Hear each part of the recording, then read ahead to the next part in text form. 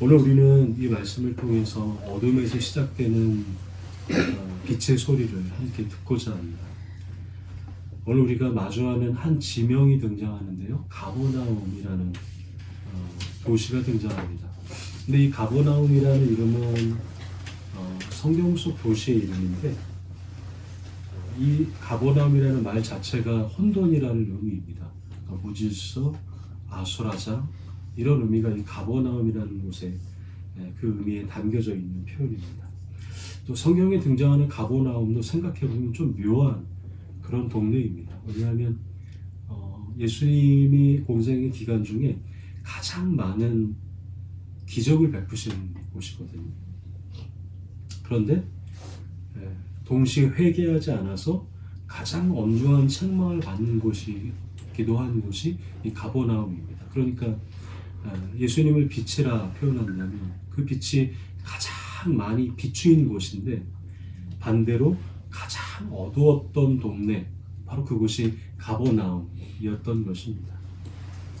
그리고 동시에 이 가버나움은 예수님의 공생애가 시작된 지역, 바로 그곳이 이 갈릴리의 가버나움이라는 지역이죠. 그러니까 가버나움은 늘 중심이 아닌 가장자리, 빛이라기보다는 어두움의 자리, 그리고 질서의 자리라기보다는 혼돈의 자리, 바로 거기서 예수님은 자신의 삶의 시작을, 또 그분의 사역의 구원 사역의 시작을 열어 가신 것입니다. 그러니까 빛은 깨끗한 곳을 찾아온 것이 아니라 빛은 가장 어두운 곳에서 빛의 역할을 가장 선명하게 드러난다라는 것을 주님은 자신의 사역을 가버나움에서 시작하시면서 우리에게 가르쳐 주시는 것이죠. 우리가 지금 주현이라는 절기를 지내고 있습니다. 주현이라는 것은 주님이 드러나셨다라는 것이죠. 여러분, 주님이 빛으로 드러나시는 것은 가장 밝고 가장 화려한 곳에 드러나는 것이 아니라 우리 안에 가장 어둡고 또 우리의 삶의 가장 가버나움 같은 곳에 주님께서 우리와 함께 하신다라는 것이 이 주연절에 우리가 주목하고 시선을 둬야 할 그런 곳이지 않을까라는 생각을 하게 됩니다. 오늘 본문은 예수님의 떠남으로 시작이 됩니다. 주님의 고향인 나사렛을 떠나신다라고 하면서 이 말씀을 시작을 하는데요. 우리가 보통 예수님을 성경에 뭐라고 알고 있냐면 나사렛 예수 이렇게 우리가 알고 있죠. 근데 여기서 이 나사렛이라는 지명은 바로 예수님의 고향을 가리키는 표현입니다. 그러니까 나사렛에서 태어나서 자란 예수라는 사람을 나사렛 예수 이렇게 말하는 겁니다. 마치 예전에 우리나라에서도 뭐 서울에 사는 누구 이런 식으로 그 지역을 앞에 두고 이름을 부르는 표현이겠죠. 그러니까 나사렛이라는 지역은 예수님이 그의 삶 속에서 가장 오랫동안 머무르셨던 고향이었습니다. 그곳에서 일을 배우셨겠죠.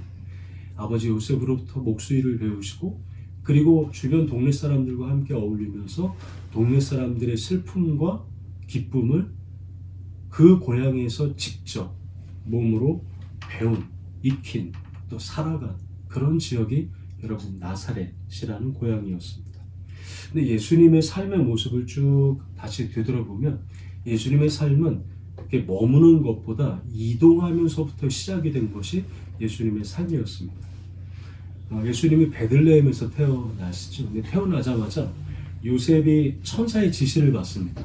어떻게 지시를 받냐면 이 베들레헴을 떠나서 어디로 가라고 얘기하냐면 헤롯을 피해서 이집트 땅으로 이방 땅이 이집트 땅으로 피신하게 됩니다.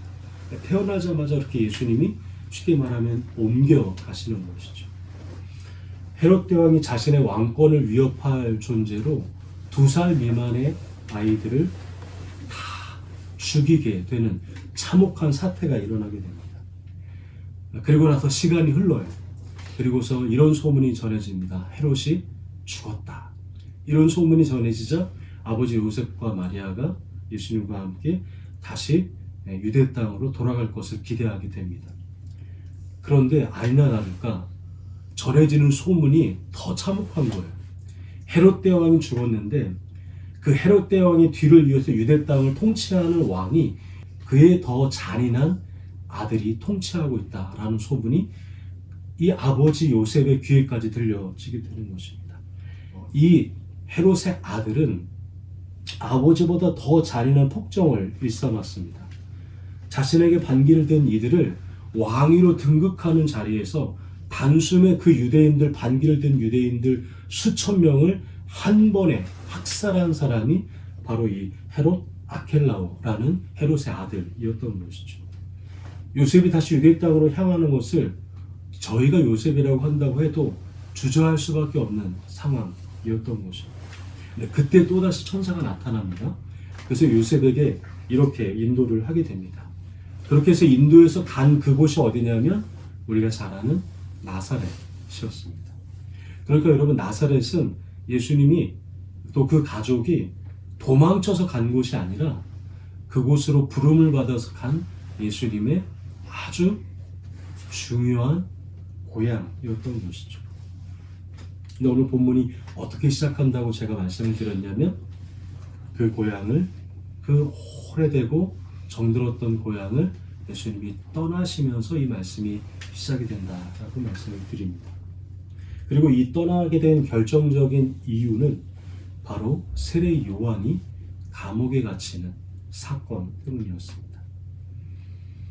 갈릴리와 베레아의 분봉왕이었던 헤롯의 또 다른 아들 헤롯 안티파스는 세례 요한을 감옥에 가두었어요. 겉으로 볼 때는 개인적인 도덕 문제였습니다. 이복 동생 빌립의 아내 헤로디아를 취한 일을 세례 요한이 아주 강하게 비판을 합니다. 그럴 수 없다라는 얘기를 하는 것이죠. 이것이 안티파스에게 귀에 가시처럼 들려서 결국은 세례 요한을 감옥에 가두게 됩니다. 실제로는 그 이면에 더 본질적인 문제가 있었어요. 그것은 무엇이었냐면 안티파스에게 이 세례 요한은 사실은 자신의 체제를 흔드는 두려운 존재였기 때문입니다. 생각해 보십시오. 세례 요한이 전한 메시지가 무엇입니까? 회개하라. 천국이 가까이 왔다. 이렇게 말한 메시지였지 않습니까? 도끼가 이미 나무뿌리에 놓여있다. 이미 주님이 오셔서 심판할 날이 코앞이다. 라고 외치는 세례 요한의 메시지는 당시 권력자였고 불의했었던 안티파스에게 그 권력의 자리를 흔드는 정의로운 소리였기 때문인 것입니다. 그러니까 조금 불편한 설교자 정도가 아니었던 것이에요. 그냥 조금 눈에 띄는 어떠한 종교 지도자가 아니라 사람들에게 영향을 주고 사람들의 삶을 돌이키고 다시 정의를 바라보게 하는 체제를 뒤흔드는 존재, 바로 그가 세례 요한이었던 것이죠. 세례 요한을 힘으로 가두게 됩니다. 근데 이 세례 요한이 감옥에 투옥된 것을 예수님이 보시면서 예수님이 거기서부터 분명하고 명확한 목소리를 내기 시작하십니다. 바로 세례 요한이 선포했었던 그 메시지를, 동일한 메시지를 예수님이 글자 한 글자 틀리지 않고 전하고 계시는 것이죠.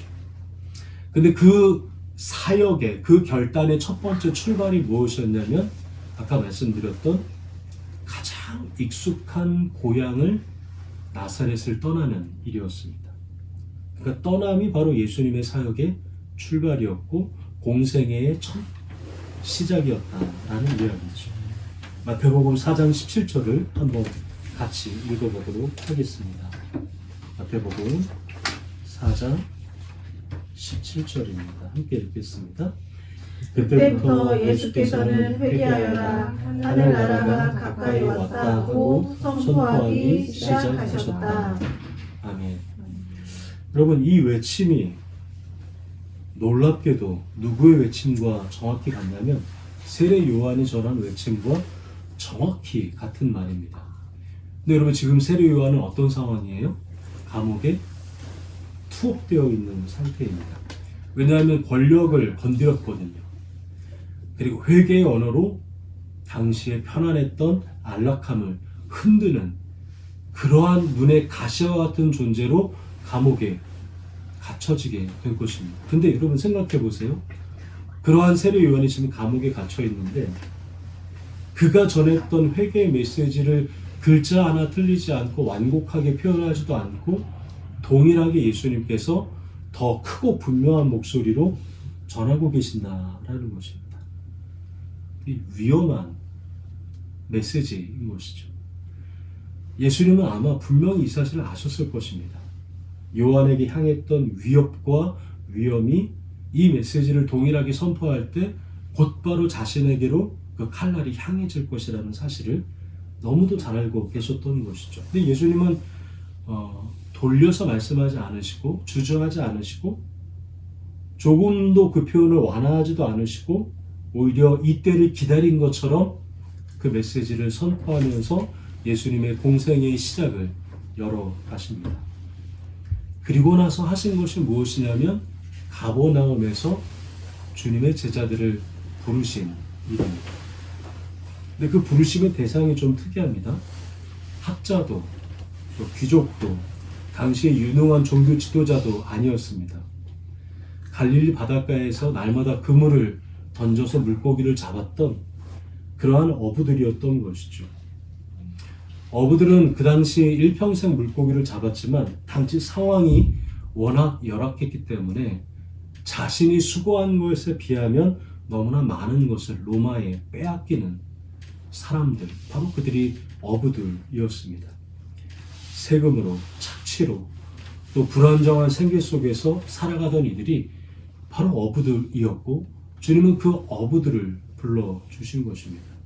일반적인 기준으로 보면 당시 수많은 랍비들이 자신의 제자들을 부르는 일반적인 관행을 보면 유능하고 그 다음에 재능이 있고 그 다음에 부와 여러 가지 가치들을 가지고 있고 자신의 일을 도울 수 있는 명망 있는 동역자들 또 그러한 사람들, 제자들을 부르는 것이 일반적인 관행일 텐데 참으로 이상하게도 예수님께서는 일반적인 기준으로 보자면 자신의 제자로 참모로 동역자로 삼기에는 무언가 작고 초라한 이들을 주님은 부르셨다라고 성경은 기록하고 계시는 것입니다. 예수님이 그들을 향해서 다가가시죠. 그물을 던지고 있던 베드로와 안드레를 보시고 19절에 이렇게 말씀하십니다. 우리 19절 예수님이 하신 말씀을 주목하며 함께 읽어보겠습니다. 말씀하시되 나를 따라오라. 내가 너희를 사람을 낳는 어부가 되게 하리라 하시니. 아멘. 너무나 잘하는 말씀입니다. 근데 여러분 예수님이 하신 이 말씀을 듣고 그들이 즉시 예수님을 따랐다 이렇게 성경은 기록하고 있죠. 근데 여러분 좀 이상하지 않습니까? 만약에 예수님이 이 자리에서 여러분들에게 말씀을 하신다면 즉시 주님을 따르실 만한 분이 얼마나 있겠느냐라는 것입니다. 그런데 오늘 본문을 보면 마치 앞뒤 설명이 다 생략되어 있는 영화의 한 토막만 보여주는 것처럼 예수님이 이렇게 말씀하셨고 제자들은 이 말씀에 즉각적으로 반응하며 따랐다. 그물을 버리고 아버지와 배를 버리고 떠났다. 이렇게 말을 하고 있는 것이죠. 참 아이러니하게 보이는 장면이기도 합니다. 근데 여러분 복음서를 보면 오늘 우리가 읽었던 이 본문 외에도 이 장면을 조금 더 상세하게 설명해주는 복음서가 있습니다. 바로 요한복음입니다. 요한복음 1장에 보면 예수님과 이 제자들과의 만남이 오늘 우리는 이 본문을 보면 즉각적으로 만난 것처럼 처음 만난 것처럼 보이지만 실제로는 이전에 이미 주님과 제자들의 만남이 상당한 부분까지 진행이 되었다라는 것을 알 수 있는 대목이 있습니다. 그리고 본문에 등장하는 안드레는 본래 세례 요한의 제자였습니다. 세례 요한의 제자였다라는 것은 그만큼 구원에 대하여 또 메시아에 대하여 하나님의 은혜와 그의 사역에 대하여 깊은 관심이 있었다라는 것을 우리가 상상해 볼 수 있는 대목이죠. 근데 요한이 우리가 이전에 나누었던 여러분 예수님의 세례주일 때 예수님이 세례 요한에게 다가와서 세례를 받으시는 그 장면을 함께 이 안드레가 지켜보게 되는 것입니다. 그리고 나서 예수님과 함께 그것에 대하여 이야기하면서 예수님과 함께 머물며 시간을 보낸 적이 있다라고 요한복음 1장 38절부터 39절에 이 상세한 설명이 기록되어 있는 것이죠. 그리고 나서 이 안드레는 어떻게 하냐면 자신의 형제 베드로를 데려옵니다. 그리고 나서 이분이 우리가 기다리고 있는 메시아일지도 모른다 라는 말을 하면서 예수님과 안드레와 베드로가 함께 시간을 보내는 사건이 요한복음 1장 40절부터 42절에 기록되어 있는 것이죠. 그러니까 주님과의 관계는 이미 이들과 주님과의 관계는 시작이 되었고 마음은 서서히 익어가고 있었던 그때에 주님께서 갈릴리 바다에서 이 제자들을 찾아가서 그 제자들에게 초청하고 부르신 것이죠. 20절은 그들의 반응을 이렇게 전하고 있습니다. 우리 20절을 한번 같이 읽어 보실까요? 그들은 곧 그물을 버리고 예수를 따라갔다. 아멘.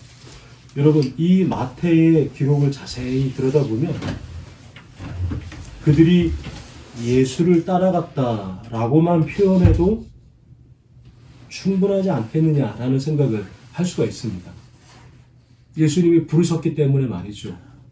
그런데 마태는 마치 군더더기와 같은 표현을 그 앞에 무언가를 표현하는 단어를 붙이는데 그것이 무엇이냐면 그물을 버리고 라는 말을 굳이 덧붙이며 이들의 모습을 표현하고 있는 것입니다. 그물을 버리고라는 말을 빼도 그들이 예수를 따라갔다 라고만 해도 여러분 별다른 문제가 없는 문장이 되는 것이죠. 그물은 어부들의 손에 늘 들려 있었던 물건입니다. 그리고 어부들에게 있어서는 적어도 그들의 삶을 영위하는 가장 중요한 생계의 수단이었던 것이죠. 그뿐만 아니라 그물은 어부들에게 있어서는 누구보다도 가장 능숙하게 자신의 손으로 통제할 수 있었던 물건, 바로 그것이 그물 아니겠습니까? 근데 마태는 그 장면을 지금 주목하고 있는 거예요. 그들이 그물을 버리고라는 이 모습을 마태는 주목하며 예수님을 따른다라는 것이 무엇인지를 아주 내밀한 모습으로 상세하게 표현하고 있는 것입니다. 그러니까 그물을 붙든 채로는 그물을 손에 쥐고 있는 채로는 예수님의 제자가 될 수도 없을 뿐더러 예수님을 따를 수도 없다. 그래서 그들이 그물을 버리고 예수님을 따랐다라고 마태가 굳이 설명하고 있는 것이 아니냐라고 보여지는 것입니다. 여기서 그물을 버리다, 이 버리다라는 말의 헬라어는 아펜테스라는 글자입니다. 아펜테스.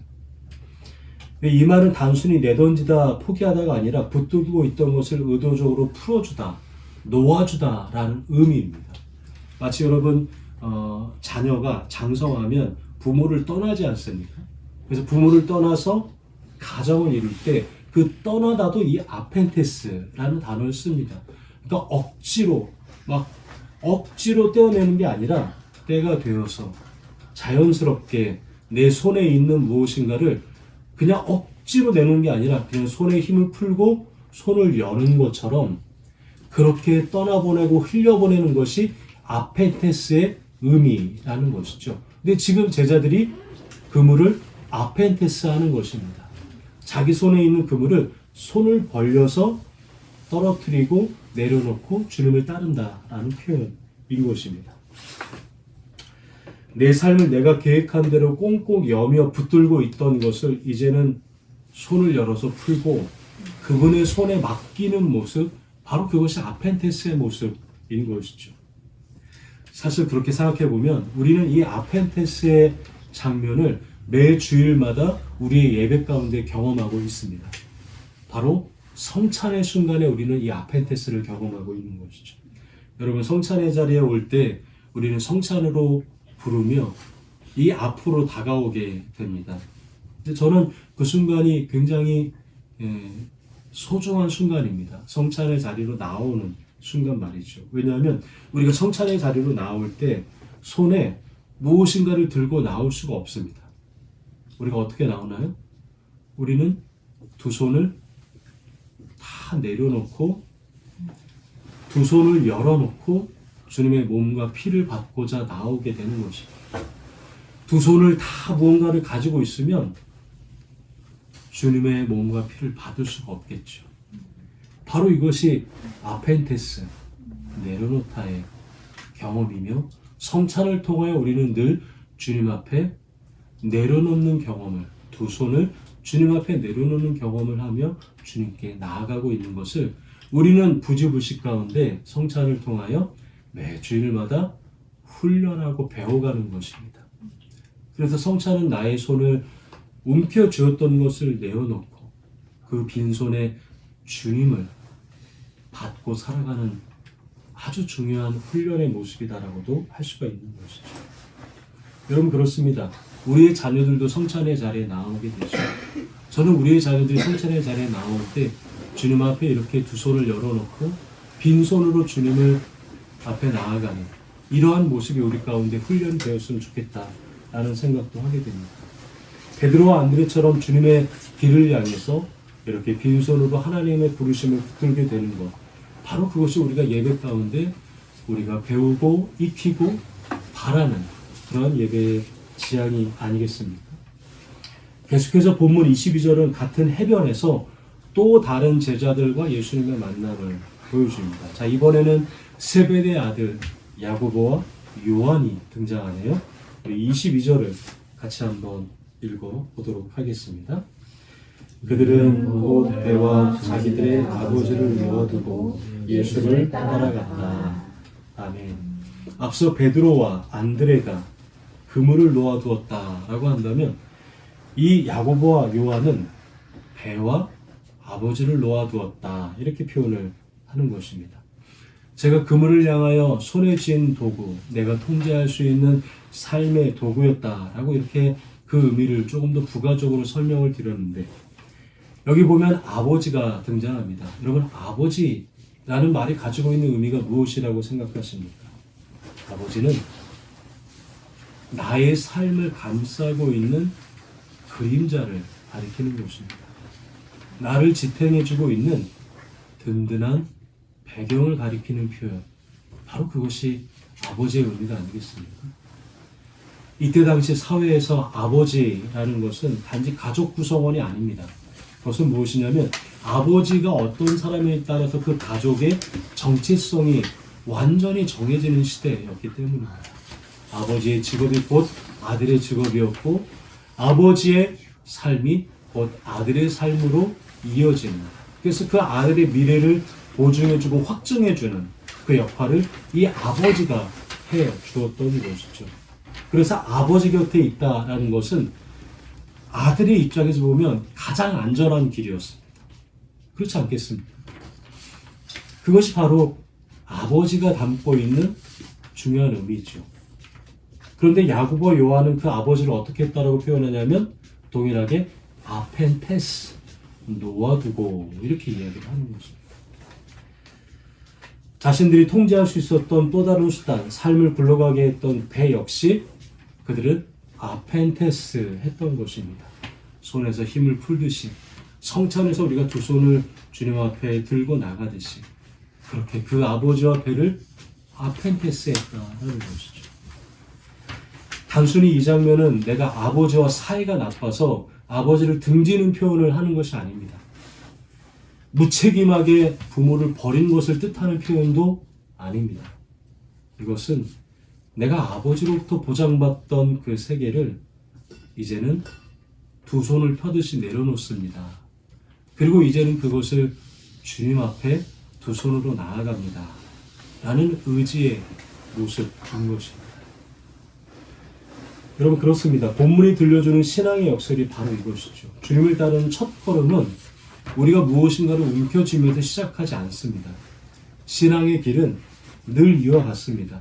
무엇인가를 내려놓고 무엇인가를 버리고 무엇인가를 아펜테스 하면서 바로 그때 우리의 신앙의 길도 시작이 되는 것입니다.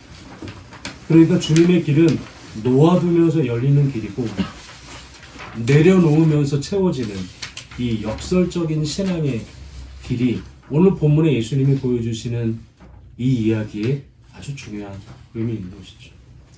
그리고 이러한 노음과 제자들의 아펜테스하는 이 모습은 그들 자체가 어떤 대단한 믿음이 있거나 대단한 결심이 있거나 대단한 어떠한 용기가 있어서 그렇게 한 것이 아니다 라는 것을 우리는 오늘 본문을 통하여 헤아려 볼 수가 있습니다.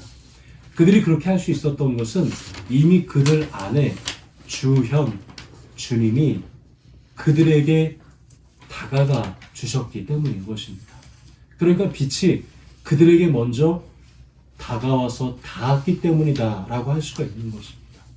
여러분, 은혜의 시작은 늘 그렇게 시작합니다.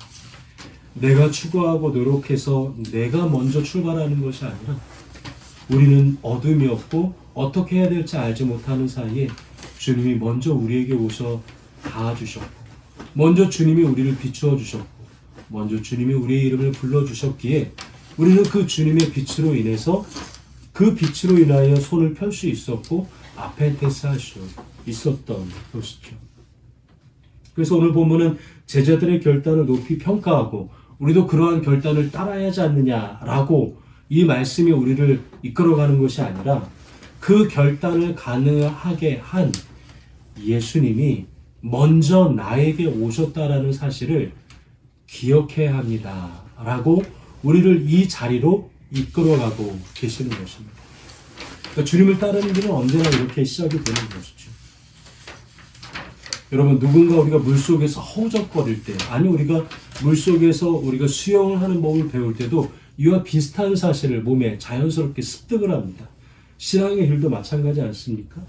몸에 잔뜩 힘을 주고 내가 무언가를 더 취하려 하고 내가 구조가 필요할 때 더 세게 무엇인가를 붙잡으려고 몸부림치면 구조가 될 수가 없는 것이죠. 생명의 길로 갈 수가 없는 것입니다. 구조를 받아본 사람들은 압니다. 구조를 해본 사람들은 압니다. 그 순간에 가장 먼저 배워야 될 것은 무엇이냐면 붙잡는 법이 아니라 힘을 빼고 손에 쥔 것을 내어놓고 나를 맡기고, 그리고 나를 위해서 오시는 구조자 되신 예수님은 그분께 나를 맡기는 것이, 그것이 바로 구원의 길이고 신앙의 길이라는 사실을 우리는 잊지 말아야 되는 것이죠. 손과 어깨, 신앙과 우리의 일상에 잔뜩 들어간 힘이 있다면 그것을 내려놓고 물 위에 주님 앞에 그것을 맡길 때, 그때 비로소 우리는 주님 앞에 내어놓을 수 있는 그런 모습으로 살아가게 되는 것입니다. 우리는 위기의 순간마다 더 많은 것을 붙들고자 하는 본능적인 움직임이 있습니다. 그렇지 않습니까? 우리는 더 많은 어려운 순간마다 본능적으로 무엇인가를 더 계획하고 무엇인가를 더 세우려고 하는 것이죠. 왜 그럴까요? 내 손에 있는 그물, 내가 통제할 수 있는 그물을 단단히 붙잡으면 우리는 우리의 삶을 스스로 통제할 수 있다라고 여기기 때문 아니겠습니까? 근데 오늘 본문에서 유일하게 어부들이 통제할 수 있는 그물을 그들이 아펜테스, 내어놓았다라고 기록하는 이 부분에 우리가 우리의 모습을 비추어 봐야 하는 것입니다. 그물을 놓아두고 배를 놓아두고 아버지를 놓아두는 그 순간은 결코 우리의 힘으로 우리의 결심으로만은 될 수가 없는 신앙의 신비로운 순간인 것입니다. 내 삶의 방향키를 주님 앞에 맡기는 순간이기 때문인 것이죠. 그래서 신앙의 길은 내려놓음으로 시작이 되는 것입니다. 아니, 매일매일 주님 앞에 이 내려놓는, 그물을 내려놓는 연습을 하고 또 하고, 그렇게 주님 앞에 나를 내려놓는 시간을 계속해서 주님과 함께 가지는 그런 삶의 연속이 우리의 신앙의 모습이다라고 할 수 있는 것입니다. 주님이 사랑하시는 기쁨의 교회 여러분, 주님의 빛이 여러분들의 삶에 다가와서 혹시 이렇게 말씀하신다면 여러분들은 어떻게 반응하시겠습니까? 이제 너는 나를 따라오너라. 그렇게 주님이 부르실 때 우리는 기꺼이 손에 내가 통제할 수 있는 그물을 여러분 아펜테스하고 따라갈 수 있으시겠습니까? 익숙한 방식, 나를 지탱해 주던 안전한 배경, 내가 통제할 수 있다고 믿어왔던 그물, 그리고 아버지, 그리고 그 배, 이러한 모든 영향력들을 주님 앞에 날마다 조금씩 내려놓고 그 주님을 따르는 삶의 길을 여러분 걸어가실 수 있으시겠습니까? 오늘 우리는 이 말씀 앞에, 이 질문 앞에 다시 주님의 초청 가운데 서게 되었습니다. 단지 돌아보는 것으로는 불가능할 것입니다. 매번 우리의 손을 살펴보고 내가 무엇을 주려고 하는지를 늘 성찰하고 말씀에 비추어서 나를 바라보고 나를 부르시는 주님의 음성에 경청하지 않으면 우리는 이 주님의 초대에 응답하기 어렵지 않겠습니까? 내어놓음과 놓아둔 그 비움의 자리에서 우리는 비로소 주님의 길을 출발하며 걸어갈 수가 있는 것입니다. 사랑하는 모든 기쁨의 교회 교우 여러분, 오늘도 그 주님의 빛이 저와 여러분들에게 와서 다 있습니다. 그물을 놓고 배와 아버지를 놓아두고 기쁨으로 주님을 따르는 그물을 놓아두는 연습을 매일의 삶 속에서 조금씩 해나가며 살아가시는 저와 여러분의 삶이 되기를 주님의 이름으로 소망하고 축복합니다. 함께 기도하겠습니다.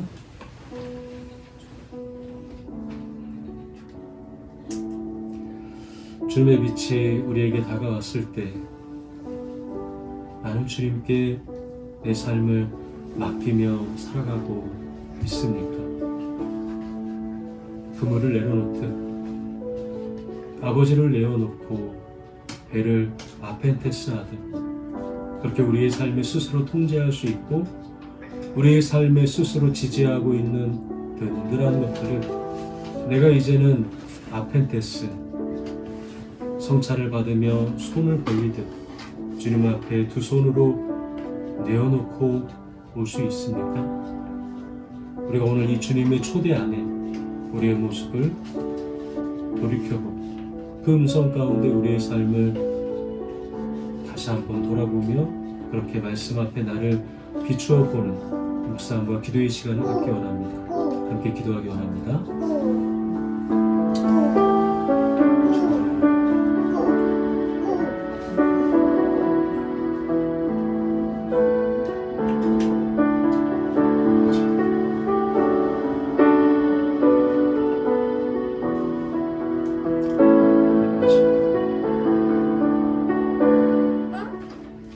하나님 아버지, 주님께서 우리를 부르시며 나를 따라오너라 말씀하실 때 과연 나는 과연 손에 쥔 그 그물을 풀어놓고 배와 아버지를 놓아둔 채 주님을 따를 수 있을지 다시금 묻게 됩니다.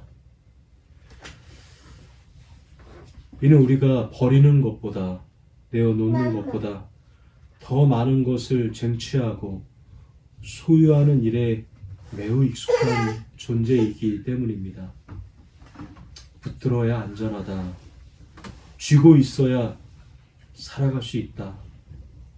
세상이 말하는 가치관 가운데 우리가 매몰되어 살아왔기 때문임을 오늘 말씀을 통하여 돌아보게 됩니다.